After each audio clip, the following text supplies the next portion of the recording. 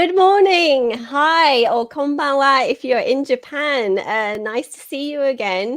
It's 9 o'clock, so we're going to get started with today's live stream. We are live on LinkedIn Live and YouTube. Looks all okay at the moment. Yeah, technical problems are always lurking around the corner. So this morning, it was my PC monitor that has died. So the poor thing has gone to a better place. So I've switched everything over to my laptop. Fingers crossed, everything will be okay. But, you know, the best thing about live streaming is the people that I meet. It's been it's been a fantastic, really fun way to meet new people. The worst thing is all the technical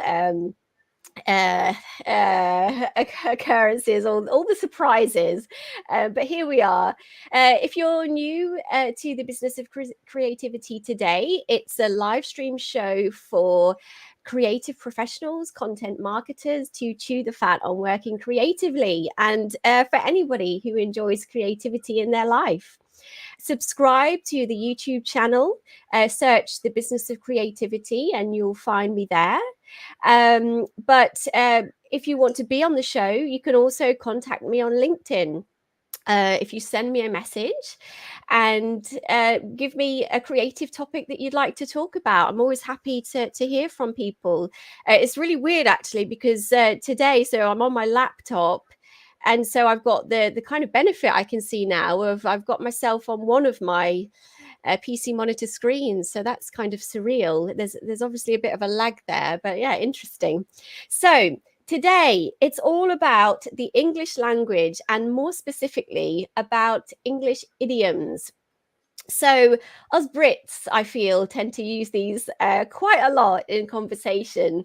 And I know for a fact, my husband is Japanese.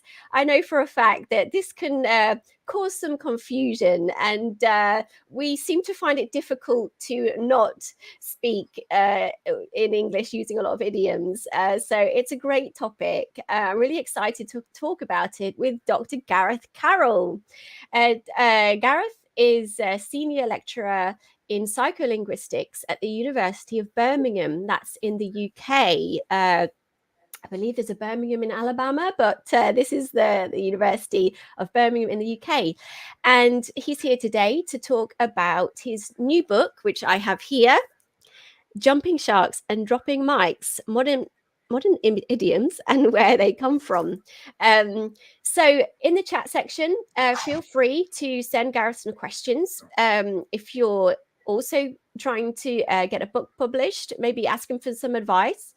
And if you're just a bit of a language nerd like the rest of us, then feel free to ask him some language related questions. We've got a quiz coming up. We plan to pitch the US and the UK against each other in their language knowledge. So that's coming up in about maybe 10 minutes. But first of all, let's go over to Dr. Gareth Carrol and say hello. Here we go. Hi, Gareth. Hi, Lucy. Morning. Good. How are we doing? Yeah, I'm okay. How are you doing? Very well, thank you. Thank you for having me. Yeah, it's lovely. It's really great to speak with you. So I got myself my copy of your book. Here we go. There we go. Jumping Sharks and Dropping Mics. It's such a fun read. I've really enjoyed going through all the idioms that you've researched the backstory to. It's one of those books, I think, where you have those kind of aha moments. You know, it's like, oh, really? Like there are some idioms in there, and I use them all the time, but I've never thought about where they come from. And some of them I was just like, no way.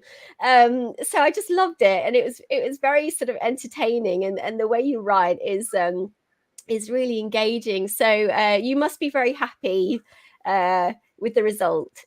Definitely, yeah. I was really pleased with it, and what you're saying about those sort of aha moments is the thing, really. You know, I've studied idioms as part of my academic research for probably going on for 10 years now, and it's something you can talk to people about. You know, if I studied nuclear physics or something, you know, it's not exactly something you can chat about in the pub, but idioms that we all use. It's a very sort of conversation, and you can sort of get into examples very quickly.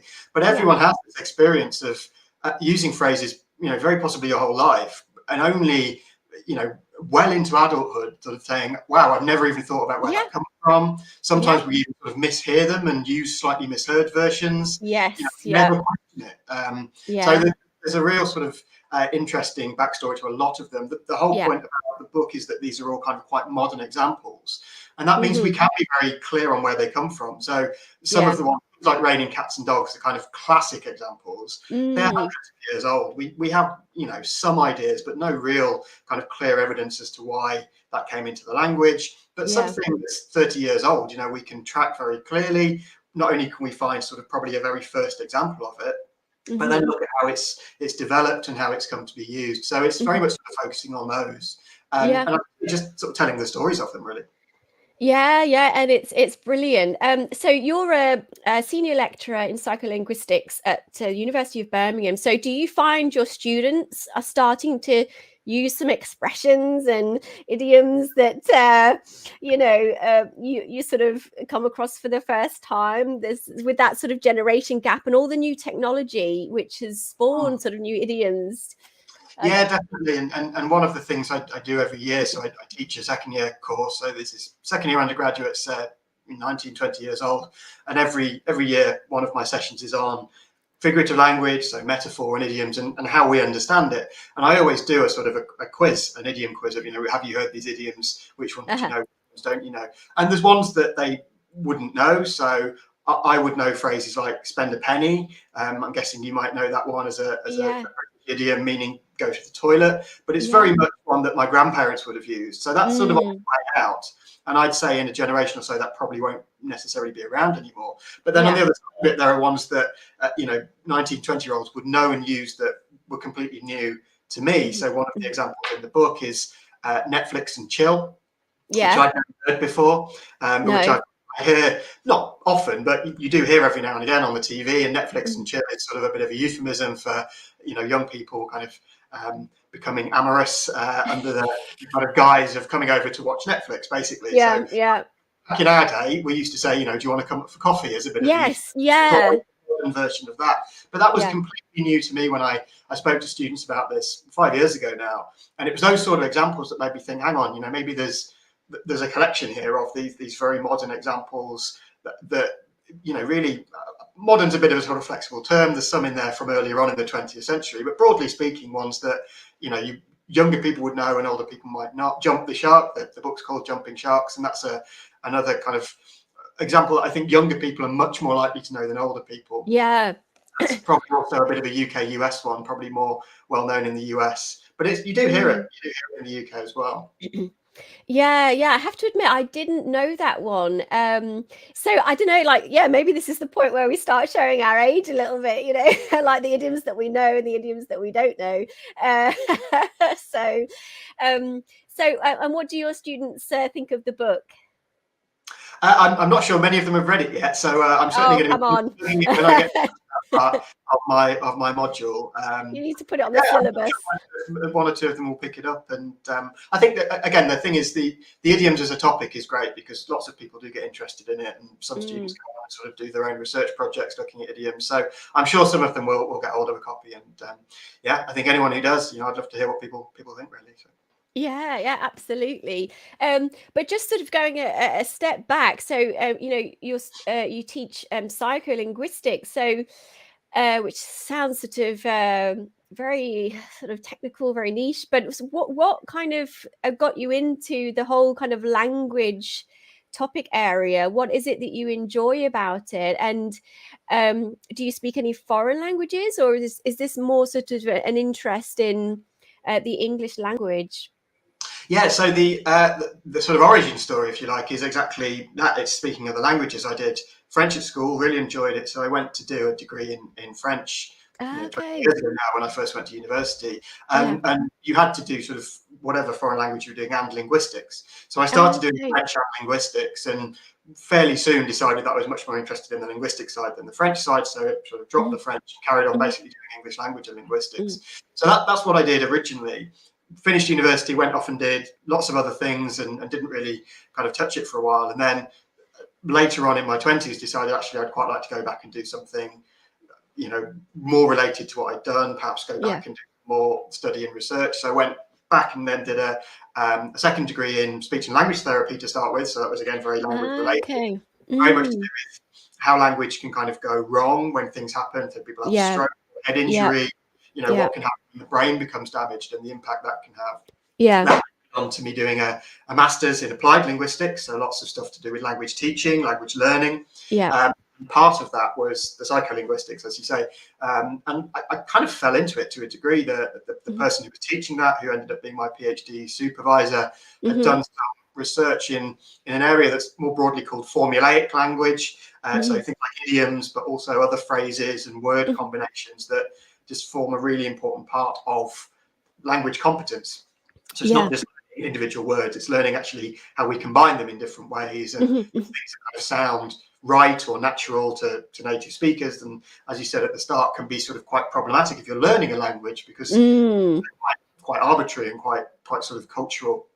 So we've got into all of that and carried on with the psycho side of it as really the sort of the way of researching this. So psycholinguistics really is just one foot in linguistics and one foot in psychology, and really use the kind of experimental methods that you get from psychology to look at how we process language, how we understand language, and all those kinds of questions. And specifically in my case, how we understand non-literal language, figurative language, metaphor, idioms, that kind of thing. So it was sort of, I guess, a very long, protracted, happy accident that I ended up doing this. Ended up doing something I've always been very interested in. I have kind of let other languages sort of fall by the wayside, so I've got very basic skills in French and the type of other languages, but it's much more about language as a general concern, and I've done a lot of work with language learners, so speaking English as a second language, and how they operate in their second language, how they deal with idioms in their second language, that kind of thing. And it makes for really interesting projects, really. Yeah, I mean, it's an interesting area, isn't it? I think this when you look at idioms from the point of view of a person who doesn't speak English as a first language, as I mentioned at the beginning, some of these idioms, probably many of them, just don't make any sense. They just don't have those cultural references, and it can be sort of hard work for people to grasp these. But and this is a question that I have never answered, and I don't know if anybody out there has got any sort of opinion on this, but it always seems to me that like British people and perhaps Americans as well sort of really do use sort of idioms a lot. I've been in situations where I've been with sort of native English speaking people, and we've been with maybe Japanese people, and you say, right, okay, their English is not great, so like maybe just try to speak quite sort of clear and language that's not too difficult. But it always amazes me how people still use the idioms, like as if they just sort of think that the people know them, or I don't know what it is, but we just sort of can't seem to help but use them in conversation. And I just always wonder, in other languages, do they use them as much as we do? Because I remember when I lived in Japan, and I would chat with my friends, or I would be out with a group of Japanese people, and I just had this sense that maybe they don't use them so much in sort of daily conversation, where British people seem to just can't help themselves but to use them, even when you say speak sort of simple English. I don't know, who knows, it's a bit of a mystery, but it is fascinating, isn't it? And I know they do exist in other languages, of course. And I know sorry, I mean, I don't know the answer to your question. I've written articles, academic articles, where I've made exactly that claim, that all languages have idioms, but I think the degree to which they're used will certainly vary. So I know, for example, in Mandarin, there's something like 20,000 what they call chengyu, which are sort of fixed phrases, and they're sort of somewhere between an idiom and a proverb, but they're quite common, but they're all hugely situated in sort of cultural history and that kind of thing. and again, they would be very difficult to understand if you didn't backstory, or if, I suppose, you could conceivably just learn them as you would English idioms. But it was interesting that you start the program with chewing the fat, and I didn't know if that was what you always do, or that was particular. Yeah, it is. Yeah, I can't help but use idioms. That's a phrase that if you don't know, well, you wouldn't know the meaning of, and I have no idea the origin of that one. That's even with split sort of English speakers, certainly British English speakers. So. Yeah, I don't know. Yeah, I don't know where that comes from. And yeah, like now I think about it, the Japanese people that have watched this show in the past are probably like, why is she talking about chewing fat? So actually, not be able to work it out from the context, but it's not obvious, is it? And what you're saying about having to sort of adapt as a teacher, certainly, at university level, you've got a lot of international students, and we get people from lots of different backgrounds. And I've had to really work on, eliminating idiomatic language where possible, trying to not use what would be entirely sort of common phrases. Why do we use them? Well, one of the reasons is they're kind of really efficient. They're really kind of encapsulated ways of saying something. If I want to tell you that someone I know has been doing really risky things and I think it's going to end badly, I can say that. Just say he's playing with fire, and you know exactly what I mean. So it's a really kind of short, efficient way of conveying quite a complex message. So that's part of it, at least. But obviously, if you've never heard the phrase, then actually that's completely undone. So yeah, it's true, isn't it? I was talking to my colleague last week, and we were set for a trip to London, and I said, and she's German actually, and I said, oh, we're going to paint the town red, and then I suddenly thought, that probably doesn't make any sense. And then I thought to myself, I don't know where that's come from either, but you just find yourself, even though you don't know really kind of what it means or where it comes from, you find yourself using them, don't you? So it is fascinating. Today on this show, we decided to test the knowledge of two people. One is representing the United Kingdom, and the other will be representing the United States. So this is a real rivalry here between these two great English-speaking nations.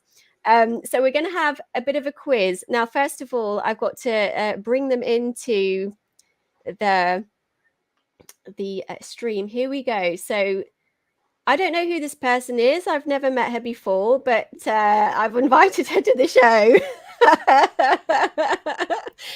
This is Amy. Amy, which country are you representing today? The UK. You are representing the UK. And what is your qualification?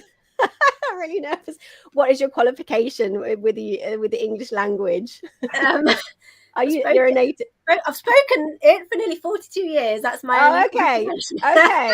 So you're qualified to take part in this quiz. Okay, that's great. And let's bring in the second competitor. Here we go. It's Richard. Hi, yeah. I was just getting a massage from my trainer in the warm-up room. He's ready to go. I was working on the speed bag and doing the road work, so I'm well prepared for today's for today's battle. So, Richard, you are from the US. How confident are you today representing your country? I'm 100% lacking in confidence today, so I just want to be very forthcoming and be honest with my predicament here. Yes. I have no confidence whatsoever. Yes. But to answer your question about idioms in other languages, I can, from firsthand experience, I can say that idioms are used, all the time in Japanese. And they use a lot of them from, English, to kill two birds with one stone. The grass is greener on the other side of the fence, that sort of thing. And there was even an instance, I will try to make this as brief as possible. There was an instance where I learned an idiom in Japanese, and I thought it was unique to Japanese. And I later found it was actually probably had origins in English. And that was for the scales to fall from one's eyes. I don't know if that's one that you're familiar with. I heard mekara uroko. Oh. So, the scales fall from mekara uroko ga ochiru. So scales fall from your eyes and you can see the light. Suddenly something makes sense. something that had been kind of murky or unclear is suddenly made clear and visible and understandable.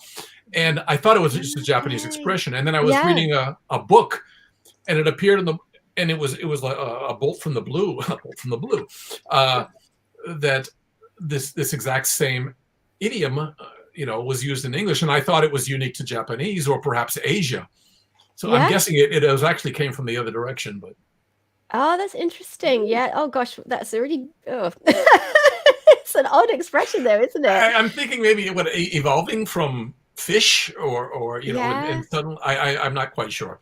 Yeah. Okay. One I've heard before, and I've just checked. I thought it was, but it's biblical, so it's from the Bible. Oh, it's from the Bible. Okay. Quite a lot of phrases are. There's lots of sort of quite traditional English idioms that are either from the Bible or from Shakespeare or first used. But yeah, Richard's absolutely right. That's one I would have known in English. I don't think it's overly common, but I think it's certainly. Okay. Yeah, Shakespeare is also responsible for a lot of the expressions. I mean, the funny thing is that you hear young people using Shakespeare's expressions, don't you? And which kind of you sort of feel like they just wouldn't maybe be aware, but somehow that they have really lasted the test of time. It's incredible when you sort of look into sort of how much of our language expressions and words that we do get from Shakespeare that just don't seem to be dying out anytime soon. On that note, we must begin the world's first ever idiom quiz. Let's have a quick intro, guys.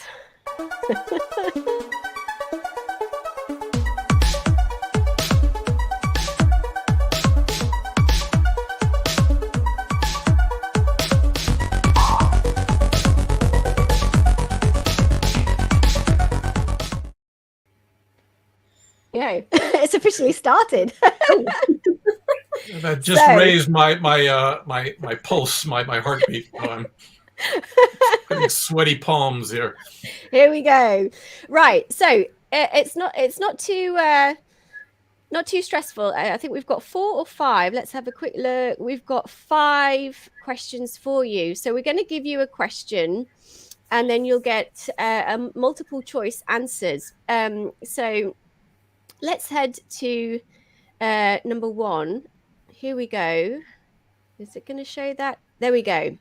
So let me just find my, I've got this all written down, the page numbers. Right. This is interesting because my understanding was take one for the team, not from the team.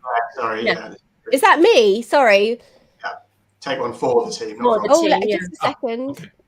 Let me just, that's my dodgy quick typing. Just a second. Come on. I want to edit it. There we go. So there we go. Let's just fix this. Make sure it's correct. Okay, here we go. So number 1, from which sport does the idiom take one for the team come from? Okay, so we are going to put the multiple choice answers onto the screen. We've got A, football, or as you would say in the US, soccer. B, baseball. Or as we would say in the US, baseball. Yeah, or C, basketball. So you've got 3 choices there. From which sport does the idiom take one for the team come from? Football, baseball, basketball. Okay, I'm just going to check my answer here. I do know the answer. I just want to double check. Are we going to shout out the answer, or do we need to? So let me ask you then, Amy, which answer are you going with there? It's a guess, really. I would say baseball. Okay, Amy's saying baseball, and Richard, how about you? From an entertainment perspective, I should pick another one, right? To kind of build up. No, don't worry. This reminds me of, there was a comedy movie called Major League, I believe. Uh-huh. And I think the manager, the team was in a pinch, and the manager requested one of the players to get hit by a pitch, in which case he doesn't have to hit the ball. He gets a free trip to first base. And that reminds me of take one for the team. So I was inclined to go with baseball, but just to kind of ratchet up the intensity and the excitement, because I'm sure our audience is on the edge of their seat. I'll go with football, soccer. Okay. So we've got Amy says baseball, and we've got Richard says football / soccer. So Gareth, would you like to let them know the answer here? Well, the answer is B. So Amy was right. Richard's explanation is absolutely spot on. So it's exactly as you said, Richard. It's the idea that in baseball, if you get hit by the ball, then you get an automatic walk to the first base. So it might be that a player is encouraged to allow themselves to be hit by the ball and therefore benefit the team. And that's the illusion. It is now, I think, very common in soccer. So the idea of sort of fouling someone and maybe being booked or possibly even sent off in order to stop someone who's probably going to score. So it's talked about in a lot of sports where the same is true. You kind of incur personal injury, stroke, some kind of personal misfortune for the benefit of the whole team. So originally, now much more broadly applied. Brilliant. So interestingly, even though the word team is used in that idiom, I didn't really feel a strong connection to sports with that. So that's quite interesting. So I know that people say, "Hey, take one for the team." Yeah. It's, something you hear quite often. But the association in my mind wasn't with sports, which is quite interesting. I mean, just in business, be a team player and that sort of thing. Yeah. Absolutely. Okay. Well, at the moment, the UK is ahead by 1 point. Okay, so the next idiom is here. Okay. So number 2. In what year did wardrobe malfunction come into use? So we've got this term wardrobe malfunction, which is a very interesting term. Yes. I know the incident in question, but I don't remember the year. Okay, we'll get in. Yes, we'll get into the incident in question. Okay. So we've got some choices here. Is it A, 2004? Is it B, 1999? Or is it C, 2016? If you know the event that's kind of sparked this idiom, it will help you here. So it might be a guess for Amy. She's looking very, very unsure about. Because you've heard it, haven't you? I've heard it, and the first thing that came to mind was an incident with Janet Jackson and Justin Timberlake. Timberlake. Sorry. There are 2 popular Justins, right, in the musical industry. Isn't Timberland like the shoe brand or the? So I think it was something to do with a halftime interval song with Janet Jackson with Justin Timberlake, and I think something slipped out. It shouldn't have been there. Well, it should have been there, but it shouldn't have slipped out.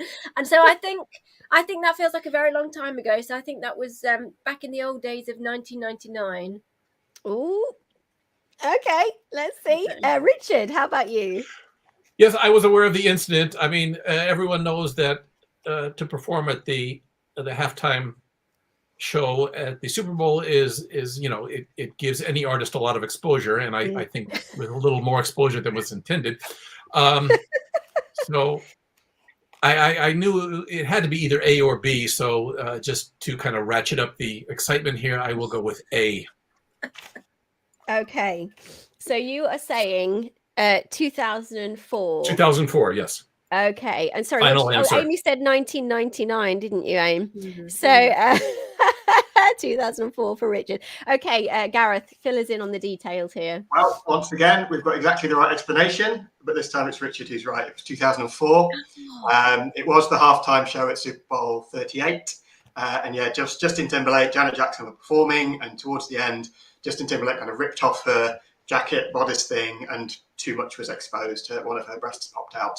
And it was actually, the phrase itself was uttered by Justin Timberlake in a statement afterwards. He referred to it as a wardrobe malfunction. And there was a bit of a hoo-ha afterward about whether it had been done deliberately for publicity. It was called Nipplegate. It was nicknamed Nipplegate. It was it was quite a big deal because it was seen as, this is prime time TV. It's millions of people watching, and there was quite an uproar about it, really. But it led to quite a sort of a massive online interest. So Janet Jackson became sort of the most searched for term in internet history at the time. Loads of people started looking at the video, and actually the guy who started YouTube suggested that it was seeing the popularity of this video that kind of made him think video sharing on YouTube could be. It's amazing, isn't it? Yeah, that is amazing. You could say it created somewhat of a brouhaha. So I'm wondering where that one came from, brouhaha. Yeah, I think that's an American. I don't even know what you're saying right now. It's an example of that kind of euphemistic thing that you use often do. It's a way of describing something in very understated terms. Yeah. Okay, brilliant. Okay, so we're sort of head to head at the moment. It's 1-1 between the UK and the USA. The next one, this is Catch-22. Describes a desired situation which can't be achieved due to the paradoxical nature of the rules. It originates from Joseph Heller's classic book, Catch-22. But what's the original title of his book? I had to add this in because I love Catch-22. I love this book, and I'm going to have to go and read it again now. But last night, I was just sort of going through everything for the show today, and I did not realize that there is a 6-episode. Was it on Netflix or Amazon Prime? But there is actually a TV series with George Clooney. Fine, whatever. Hugh Laurie is also in it. I'm like, wow, I have to watch this. So very exciting. But Catch-22 is a very, very famous book. Absolutely love it. Actually, I'm a big fan of Joseph Heller, and it was in another book that he wrote, which I think was called "Oh God," that I encountered that expression, "The scales fell from my eyes." Okay. Where he's writing as David or someone else. I mean, it's a take up of the Bible, but anyway, so it's kind of interesting that this became a question. Yeah, it's sometimes hard to describe what Catch-22 actually means in a way that people can understand, and especially in the way that it's expressed in the book, the situation that Yossarian is in. But I found a great example on the internet. If you want to get a job, you need experience, but you can't get experience if you don't have a job. It's that kind of hopeless kind of situation. But the question here is simply, what was his original title? What is thought to be the original title of his book? While you think about that and discuss it with Gareth, I'm going to get my laptop battery. Just a moment, please. Oh, gosh. I think the situation that was explained in the book is that Yossarian tries to get out of missions because he says he's crazy. And the fact that he's trying to get out of missions because he's crazy shows that he's not crazy and he's not eligible to be taken off of these missions. And I think his commanding officer, they keep increasing the limit of missions before they get to leave or something like that. It's a wonderful book. Only a crazy man would agree to go up and fly in a plane. So if you don't want to do that, then you can't be crazy. Right. You must be sane, and then you're able to fly. Yeah. So what do we think? Mila 18, Catch 18, Mission 22. I have a hunch. I don't know what it is, but I have a hunch. Okay, Richard, what are you going to go with? I'm going to go with A. Mila or Mila? I'm not sure, to be honest. I'm going to say Mila 18. Okay. Mila 18. I didn't see the 18, but for some reason, Mila just rings a bell. Okay. And Amy, what do you reckon?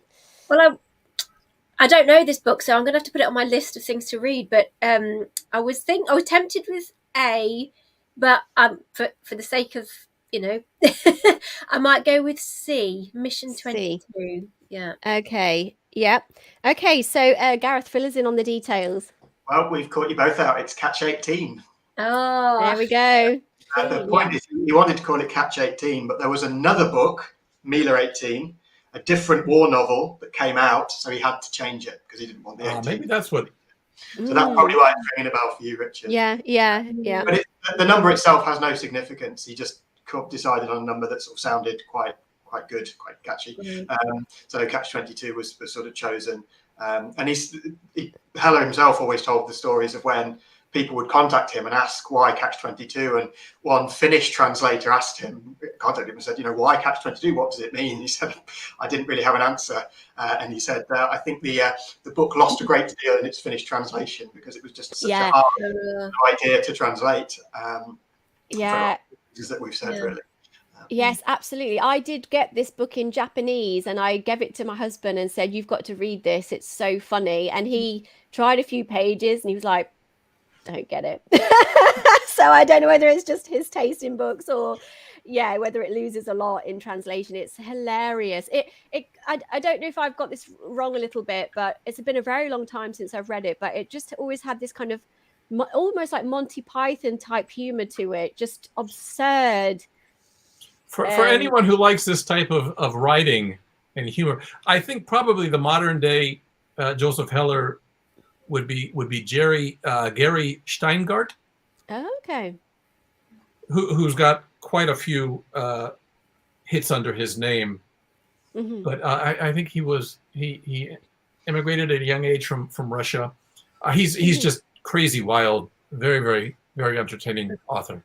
Yeah. Okay. I'll have to check him out. Okay. So nobody scored a point there. So the next one, the dead cat strategy, refers to a strategy often used by politicians which attempts to do what? I did change my answers a little bit here from what I sent you yesterday, Gareth.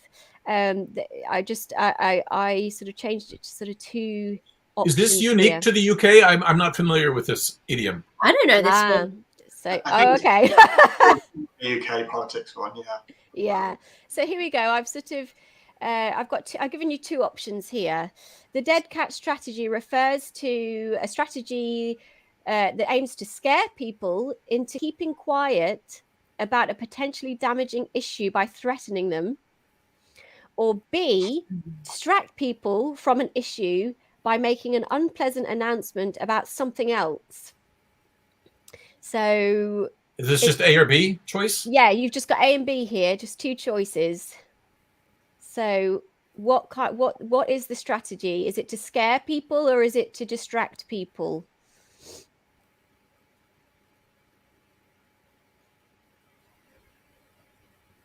You might have to take a guess, I guess. I think B. Right, distraction, I think, is quite based on the context. I mean, I know for greater entertainment value, I should pick A, but don't worry. It's okay, Richard. You've been very gracious up till now. I would be inclined based on the expression to go with B. Okay, they say B. So Gareth, let us know what's the answer there. Spot on. So if you dead cat, or the dead cat strategy is basically making a shocking announcement in order to kind of distract attention. And anyone who has followed British politics in the last few years will know that Boris Johnson has been a proponent of this strategy, and he's the one who sort of wrote about it in probably maybe get on for 10 years ago now. It's claimed that Linton Crosby, who was an Australian political strategist who worked first on Boris Johnson's mayor campaign and later with the Conservative Party, sort of coined the phrase. But it's basically saying, if people are angry at you for something, to take an example, having parties during lockdown, if you make sort of an announcement about something really shocking, it simply diverts attention and they start paying attention to the dead cat. The example originally was, if you're in the middle of a dinner party and someone walks in and throws a dead cat on the table, everyone will stop whatever they were talking about and start talking about the dead cat. So it's not nice imagery, but that's kind of the idea. That's politicians. Richard, you say it's not a phrase you've heard, but we know full well that politicians the world over do this, even if they don't call it dead catting. It's exactly how politicians operate when they don't want you to pay attention to something. They start talking about something. So apologies to all the cat lovers out there. Yeah. So it looks as though it's 2-2 at the moment. So we've got one last question. We have to diverge on this final question. We're going to have to go separate ways on this one, I think. But this is a relatively, I feel this is an easy one, but, you know, let's see. Lucy, can I make a prediction? I think this will be an easy one for Amy, not so much for Richard. Okay, interesting. If you grew up in the UK, I think you'll know this one. Okay. So let's have Amy go first, and I'll just match whatever she says. Sorry, my punctuation here probably doesn't help. But so finish the idiom. It does what it says on the. And so shall I say the word? Just hang on a minute. Let's get some options out there. She's very right. So A, it does what it says on the can. B, it does what it says on the tin. Or C, it does what it says on the box. Richard, have you got any idea? My inclination would be to go with box, but if I wanted to kind of lean toward a British expression, I think B sounds more British to my Yankee ears than box does. So we're going with B there. Maybe we can make it bin or tux. We can kind of merge them. No, okay. Tox. Yeah, we're going. Richard's going with I'll go with the American box. So. Oh, box. He's going with C. Okay, Richard's going with C. So Amy, tell us. I didn't realize that just people wouldn't know this anywhere. You know, America, UK. What do you think, Amy? This is reference to that advert for a tin of varnish or something like that. I had no idea. You see, I can't remember the name of the varnish, and it's right on the tip of my tongue. But anyway, and the man in the advert says, it does what it says on the tin. And I'm going to keep myself when I hear this, what the brand name is. But anyway. Okay. Gareth, let us know the answer there. Spot on, Amy. So it was an advert for a brand called Ronseal in the UK, and they make varnish and wood stain. And the advert in question was for a brand of quick drying wood stain. And it was called Ronseal Quick Drying Wood Stain. And the whole campaign was, if you want to stain your wood and you want it to dry quickly, use our quick drying wood stain. It does exactly what it says on the tin. And this became a staple of their advertising campaign, and is now, I think, entirely a part of British English, certainly, for something very upfront, very sort of straightforward. Politicians used it. And actually, the adjective Ronseal-esque is now also in the dictionary, or some dictionaries, meaning something that does what it says on the tin. So there's your origin. I mean, in theory, it could be any. They all have the same underlying kind of idea, but it just happens to be tin because it was a tin of paint in the original. Yeah, it's amazing. Being from the US, I'm hesitant to say this, but I have to say that it was rigged against me. You never stood a chance.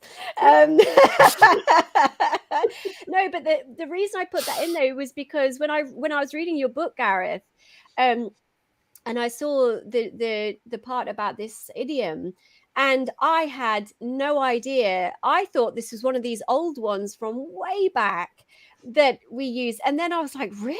It's this like marketing slogan from this wood varnish company? And it got me thinking about sort of these marketing slogans, these this copywriting that really kind of sticks in people's minds. And another example, I don't know if it's the same sort of example, but do you remember, was it Heineken adverts? It was with Rutger Hauer. It was selling, I think it was Heineken, and they used to on the advert, it used to say the best lager in the world. At the end of the advert, it would always say the best lager in the world. And then because of like all sorts of legal reasons, advertising reasons, they weren't allowed to say it's the best lager in the world, because maybe it isn't. You haven't proved that, so you can't say it. So then they had to change it, and as a kind of a joke, they just used the catchphrase "probably." So at the end of the advert, he would just he would drink it, be like, wonderful, yeah. And he would look at it and he would just say, probably, and it just kind of, I don't know, it just sent me off onto a tangent of all the amazing marketing slogans that are out there that stick with you. And this is I had no idea that was the background. It's Carlsberg, actually, the advert you're talking about. Oh, Carlsberg, yeah. But that's been a long-running campaign for them, certainly. But yeah, I mean, that's the point of good advertising, isn't it? Is to make a sort of a slogan or something that sticks in your mind. And this is one that I think definitely sort of caught the imagination. The kind of funny thing about this is things don't necessarily come in tins anymore. So if you buy paint, it's just as likely to come in a sort of plastic pot. So they did a series of parody adverts a couple of years ago where they said, we're changing our slogan. It does exactly what it says on the polyurethane pot or whatever. And there's a whole thing where people were in uproar because they changed it, and they, it was a bit of a YouTube sort of skit that they did. So they pretty much played on this as something that was a big benefit to them as a slogan. Brilliant. Well, I have to say, at the end of the world's first ever live stream idiom quiz, the scores are 2 to the USA and 3 to the United Kingdom. Hooray! I've let my country down. The shame. I'm going to get hate mail now. I'm going to get... Oh, no. I'm going to get troll. I'm going to get death threats. You have let the US down. No, it's been lovely. It's been very fun, and it has been really interesting actually to get your the UK kind of thoughts on all of these things, and the US perspective as well. So I'm afraid, Richard, that you will not receive the grand prize. Cash prizes Amy, and Amy, the new there's Lexus. Check in the post. I'll get back to you on that. Check in the post. So I'll keep you posted on that one. Yeah, it's on its way. No Amazon gift certificate for me. Okay. Yeah. Lovely to see you guys. Thank you so much for your time this morning. I know it's pretty early, or it's getting a bit late for Richard. It's dinner time for Richard, and it's brunch time maybe for Amy. So I'll let you guys go, and we will catch up again soon. Thank you. And thank you. It was a pleasure. Gareth. Well done, Gareth. I demand a rematch. Next time. Okay. See you guys. Okay. Bye. Take care. Bye. Okay. Oh, let's get the canteen box banner off there. As predicted, the last one went the way of the UK. I think does it what it says on the tin. I've had that conversation with Americans before, and they loved it, but they'd not heard it. So I think that was yes. I had no idea. I really didn't. Right, let's get this UK US banner off there. Okay. So just for the last sort of 15 minutes, it would be really great to just ask you questions about the writing process this time. So you've got your book, it's published, but tell us a little bit about the process, from the very beginning when you have this idea in your head to sort of getting it onto bookshelves. Just let us know a little bit about that journey and how it was. Yeah, so I mean, it helps obviously that I'm in academia, so I write a lot anyway. It tends to be obviously a very different style of writing. So I've always written about idioms, but in sort of research articles and that kind of thing. And I, as we said earlier, I started talking about this with students 5 years ago and decided, maybe there's a book in this, and there would be a book that would be very much sort of public facing, not academic, and that people might well be interested in. So it just became a bit of a side project and a hobby, to be honest. And I think that's sort of the first thing to say is if you're going to write anything, make sure you're writing something that you're enjoying writing or you're interested in. That helped, because when I was sort of sitting down either during periods of sort of time off or weekends, I was just kind of researching this stuff and writing away, and it was quite a pleasurable experience.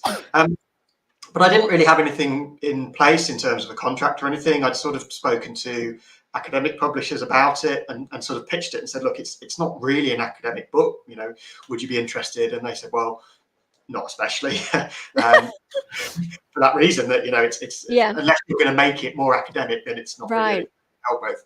Okay. So it was sort of writing it and then sort of seeing, well, look, I'll get it written and then see who might be interested. But I think if you're going to try and publish something, then non-fiction is substantially easier than fiction. Right. Looking around, a lot more non-fiction publishers accept submissions from authors than fiction. I think if you're trying to write a novel, then generally people will ask you to have a literary agent and kind of go through that route. So it's a bit harder, I guess, just because a lot of people want to write a novel, and it must be just a slightly more sort of competitive market. Non-fiction, Right. I think you can sort of approach publishers directly, at least some. Okay. And that's what I ended up doing, really. So it took a few years to write, Yeah. to a point where I was, kind of contacting people and really sort of looking at other books that were similar in tone, so kind of written by academics, but for a sort of more general market, and looking at who published them, having a look on their websites, and seeing how you could contact them and send them a sample and that kind of thing, and ultimately found the people who agreed to publish it. So. Right. Okay. So yeah. So it took you 5 years. So I mean, it sounds like such a long time. But I mean, yeah, there must have been a lot of research for it. So, but during that process, then, did you have like a kind of like schedule or like a routine? Like, were you the sort of person that sort of gets up very early in the morning and you're writing at like 5 o'clock in the morning, or you're sort of a night owl where you're sort of writing chapters at sort of 2 o'clock in the morning? Like, did you have that sort of routine? No, neither really. It was very much sort of as and when I had time. And this is why it took so long, I think. If I'd sat down and if I'd had a book contract and, sat down, I could have done this inside 6 months. But I sort of started, the idea was originally, let's kind of collect a list together of these modern idioms. Let's see if you can get enough together to make it worthwhile. Because if there's only 10 or 20 examples, that's not a book, But, once I kind of started making this list, it became clear, there are enough interesting examples, and the sort of the chapters that I ended up putting these together in. So enough from the world of TV, enough that have come from movies and so on. So it was a lot of sort of talking about it with friends. I sort of sat and spoke to close friends about this in the pub quite often, and they would suggest ones to me, and I kind of have a little look into them and see if they were going to be, well, firstly, is there anything interesting to say about them? That's kind of the first question. And secondly, do they sort of fit my modern criteria? So there's quite a lot of, if you like, sort of soft preparation in the sense of just kind of notes and putting it together, and then a bit of time spent sort of trying to work out the format. So originally I think I was going to write entries that were quite a bit longer, so sort of 1,000 words per one, and that ended up a bit too long. And again, I showed some early drafts of 1 or 2 entries to friends, and they said, it feels quite academic, so maybe you want to kind of change the approach a little bit. So it ended up being kind of more 500 words, very sort of relatively short, relatively interesting examples. So sort of just working on that in my spare time. There wasn't really a writing routine until I kind of got to the point where I more or less had a draft, and I kind of finished the first draft in around about Easter 2020. So not the best time to be then sending it off to people, given that the country was locking down. Things were changing quite rapidly. It was sort of contacting potential publishers, and then the publication process is, I think, just quite long-winded, simply because they need to get it out to sort of distributors and bookshops and what have you. So when I say 5 years, that's literally from having the idea to getting it published. Right. The first years, I'd say, was sort of thinking about it and trying to kind of get the idea right, and then writing time, maybe a year and a half, sort of on and off. Okay. And you said that as you'd asked sort of friends and family to sort of read through and give you feedback. So how did that go? When you've got people sort of being very honest with you, or how did that go with the feedback from friends and colleagues? I think it's the best thing to do, really. It's you get so invested in a project, and I know this from having done a lot of academic writing. You know exactly what you want to say and what you're trying to say, but it's not always clear. It's not always coming across the way you think it is, and it's so easy to get quite wrapped up in your own sort of version of this. So I think people you can trust to give you honest feedback, and who are going to kind of be honest, and they know and then you're not going to be offended by it, is a really useful process. So my wife read a lot of it. So I work with a very good friend from Birmingham, read a whole draft. But prior to that, I'd sent sort of individual entries out to friends, and that's when I kind of got the original feedback of, look, it's a bit too academic. You can tell it's well researched, and again, that's having been trained as a researcher, and doing that kind of academic research. That's second nature to me, that you would kind of have that level of research behind anything. Translating into quite academic style, I think, even though so I had to really kind of revamp, I think, and go for a much more sort of casual and mass market style, and I was really pleased with how it ended up. But again, that feedback to kind of make me sort of realize I wasn't doing that to the extent I thought I was. Anything you're writing, the more people you can get to read it, the better. Don't be precious. There's going to be criticism. Some people will like it, some people won't. But what you want is honest feedback from people you can trust. And it's only going to improve your work, really. Yeah, I mean, yes, absolutely. It's very accessible. Yes, it doesn't feel in any way sort of academic. It's very entertaining, and there's some great humor in it. So you certainly nailed the tone in the end, I think. I guess the big question is, will you do any more? Has this inspired you to write more, or is it I'd like to, if I can sort of put together another list. It might take a year or two to kind of get another 50 or so together, but I hear phrases that I've not come across before and sort of jot them down, and there's one or two that I've heard even since I finished writing the book that I could easily put in a sort of second collection. So I'd certainly be open to writing another one a year or two down the line. I'd quite fancy writing something a bit more generally about sort of metaphor and idioms, and the book starts with kind of a chapter on why we use metaphor and idioms and that kind of thing in the first place. And I sort of start off by saying, why don't we just say what we mean? Why do we even use this stuff? So I think a book kind of exploring that and looking at, for example, how we use idioms in advertising. So we talked about advertising slogans, but what you often see is people kind of playing with idioms or changing phrases in quite subtle ways in advertising. Headline writers often do this in newspapers. So looking at that kind of thing and why it's so effective. And that might make quite an interesting book. But I'd certainly pursue more projects in the future. I think it was good fun to write. It's been a good response to it so far. So that's brilliant. And as I said, if you're doing something you enjoy, it's not like I'm sort of having to sit down and churn this stuff out. And it feels like I enjoy reading about this stuff, learning about this stuff, and therefore writing about it. So brilliant. Even if no one it, no harm done, really. People should definitely go out and get this. Let us know, where can we find your book? Where do people get a copy from?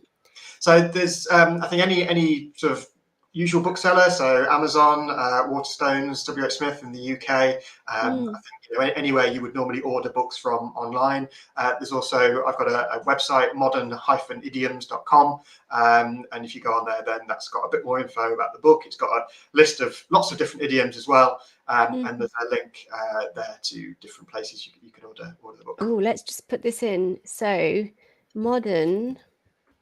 Oh, I think. Oh, I've got a dog has just joined us on the. You can't see him, but he's just joined the party. So www.modernidioms. modern-idioms.com. Here we go. There we go. Can you see this one? That's the one. Yeah. So there we go. That's got a list of idioms. It's got a couple of blog posts as well about, in fact, one or two about new idioms that aren't in the book, and then links to the book. And it's also got my Twitter on there. So there's a modern_idioms Twitter account that you can follow as well, where I sort of post things and comment on things that I sort of see that I find interesting, or people using modern idioms. And so it's a good way to keep talking about them. Brilliant. Thank you. Oh, it's been really good to speak with you today, Gareth. Thank you so much for taking the time to come and talk with me, and for talking with Gareth and Amy. I absolutely wish you all the best. I hope you do some more books. It would be really great. It's a really great topic. So yes, let's keep in touch. Maybe you'll come back on again to promote your next book. Yeah, fab. No, thanks very much. Thanks for having me. It's been great fun. Okie dokie. And we'll speak again soon. Let me just say goodbye and put on our outro.